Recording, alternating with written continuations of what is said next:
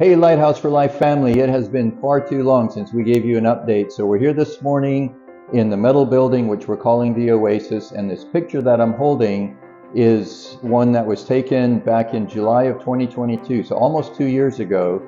And I'm standing right where Lisa was when she took this picture almost 2 years ago. And the word that came to mind this morning as I was praying about this facility is the word transformation.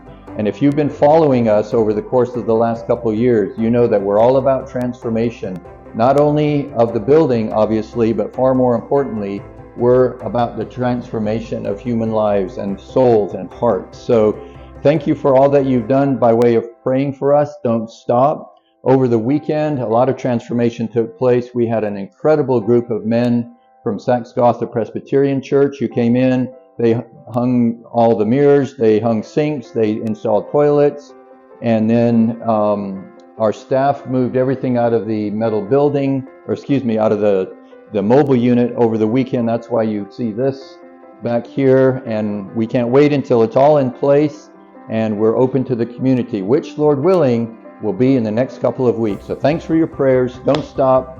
We love you. We love your support. We love Jesus. And we're all about transformation.